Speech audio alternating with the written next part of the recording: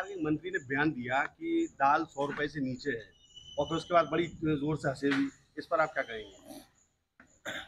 देखिए, चुनाव और चुनाव के बाद जो परिणाम आया है, जो चुनाव में मुद्दे उठाए गए थे महंगाई को लेकर के, बेरोजगारी को लेकर के, और जो आम लोगों की समस्या है, इस समय आप उत्तर प्रदेश में देखोगे, जिन लोगों ने ये कहा कि हम स्मार्ट सिटी बनाएंगे, उनके स्मार्ट सिटी देख लिए, हर जगह जल भराव है, गंदगी है, एक्सीडेंट हो रहे हैं, लोगों की मोटरसाइकिल गड्ढों में चली जा रही है, गाड़ियां नहीं चल पा रही हैं, गड्ढों की वजह से एक्सीडेंट हो रही, जान जा रही हैं। और इसके बाद स्वास्थ्य सेवाएं भी उसी तरीके से बेकार हो गई हैं, बिल्कुल स्वास्थ्य सेवाएं ठप हैं। अभी जो हाथरस में घटना हुई, वो भी प्रशासन का फेलियर था, अधिकारियों के खिलाफ कार्रवाई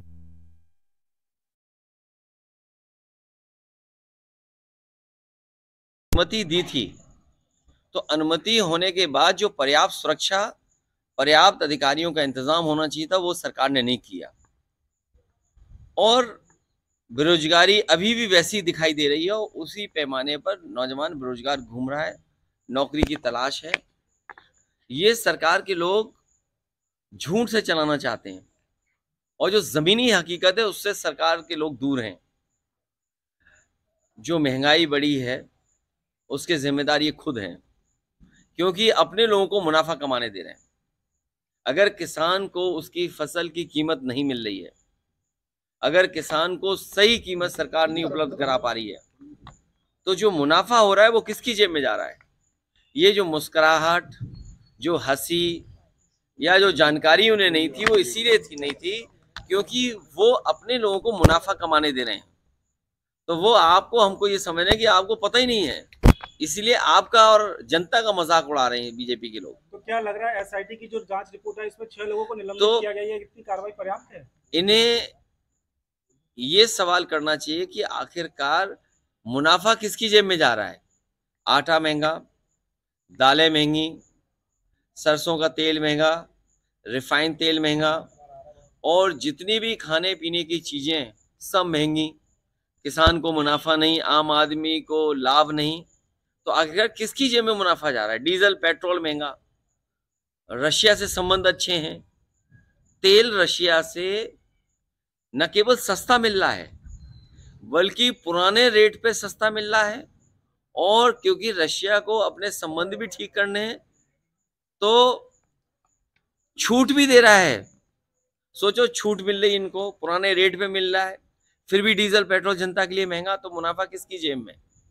ये तमाम सवाल है, इसका समय समय पे सरकार ध्यान हटाती है। तो प्रधानमंत्री जी यूक्रेन गए हैं वहाँ पे, लेकिन उनके एक रूस गए हैं वहाँ पे, युद्ध वहाँ पे मिसाइल अटैक होती है यूक्रेन में, उसी वक्त पे कैसे देख रहे हैं आप? अभी इस पे कोई भी स्टेटमेंट नहीं देना है।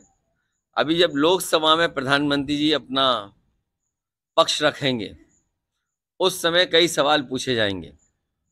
जम्मू कश्मीर में भी आतंकी हमले लगातार हो रहे हैं, कैप्टन अंशुमन शहीद हुए हैं, उनकी मां ने बोला अग्निवीर योजना को लेकर कि गलत है। ये कश्मीर को लेकर के या हमारी सीमाओं को लेकर के जितना इनको सावधान होना चाहिए था, जितने इनको इंफ्रास्ट्रक्चर के प्रोजेक्ट वहाँ चालू करने चाहिए थे, वो नहीं हुए हैं। फोर्स को पर्याप्त टेक्नोलॉजी के साथ साथ पर्याप्त जो जानकारी मिलनी चाहिए, जिनके इंटेलिजेंस फेलियर है, उसकी वजह से न केवल हमारी इंटरनल सिक्योरिटी खतरे में है बल्कि हमारी बॉर्डर की भी सिक्योरिटी खतरे में है। और चीन के सवाल पर सरकार कुछ बोलती नहीं है। सुनने में आ रहा है, अखबारों में पढ़ने को मिल रहा है कि बड़े पैमाने पर जमीन कब्जा हो गई है उधर।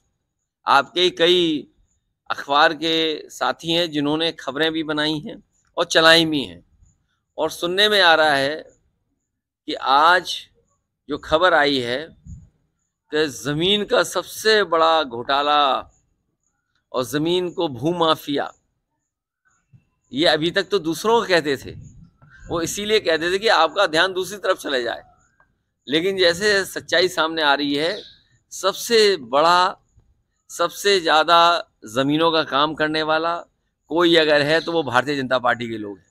लखनऊ में आज नियुक्ति पत्र वितरण कार्यक्रम था, जिसमें मुख्यमंत्री ने कहा है कि पहले सरकारों में लूट होती थी, चाचा भतीजे लूट करने के लिए निकलते थे भर्ती। आप पत्रकार साथी जानते हो कि कुछ कपड़े पहनने के बाद किसी को झूठ नहीं बोलना चाहिए। हाथरस में जो वस्त्र होते हैं, कई बार वो वस्त्र इसकी भी पाबंदी लगाते हैं कि आप झूठ नहीं बोल सकते हैं, आपको सत्य ही बोलना पड़ेगा। तो कम से कम अगर वो खुद नहीं बोल सकते हैं तो उन कपड़ों का ख्याल रखें जो उन्होंने वस्त्र धारण किए हैं। और ये अपना छिपाना चाहते हैं कि हाई कोर्ट ने कॉपियां बदल दी।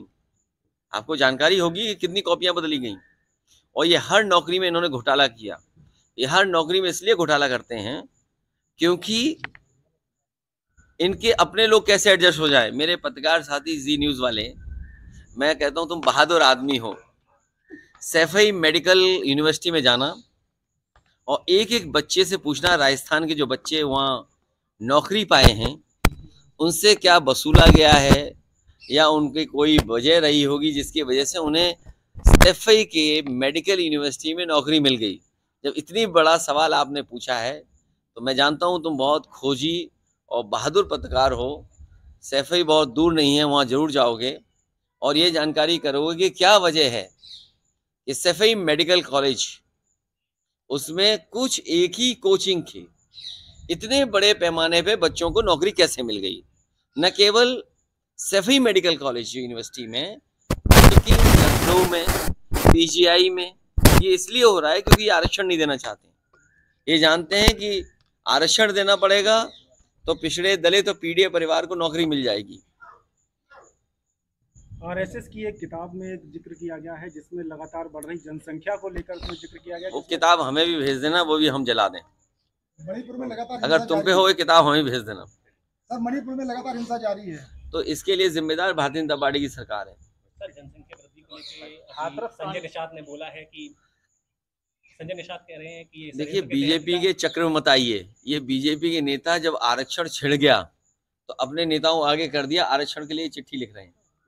अच्छा, आरक्षण किसने छीना किसने? भाई 10 साल आप सरकार में थे। तो इसलिए बीजेपी की चाल से बचना।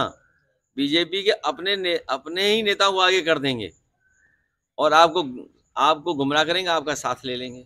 इसलिए इस साथी ने बड़ा अच्छा सवाल पूछा है कि भाई नौकरी को लेकर के, तो मुझे उम्मीद है कि इनका चैनल और आपके जितने ये चैनल हैं आज ही से लग जाएंगे इस खोजबीन में, और आज ही से भारतीय जनता पार्टी का रंग बदलना शुरू कर देंगे आप।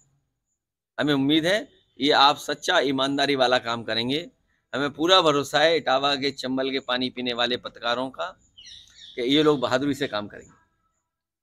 हाथरस में जांच हो रही है एसआईटी की, तो मायावती ने सवाल उठाए। नहीं, इसमें सरकार ने खुद स्वीकार कर लिया है कि सरकार की नाकामी रही, इसीलिए उन्हें अपने अधिकारियों के खिलाफ कार्रवाई करनी पड़ी। जो लोग दूसरों पे आरोप लगाना चाहते थे, इन अधिकारियों पे जो कार्रवाई हुई है उससे साबित हो गया है कि ये उन्हीं की नाकामी थी, सरकार का मिसमैनेजमेंट था। सरकार ने सही तरीके से तैयारी नहीं की, जिसकी वजह से जाने गई। बहुत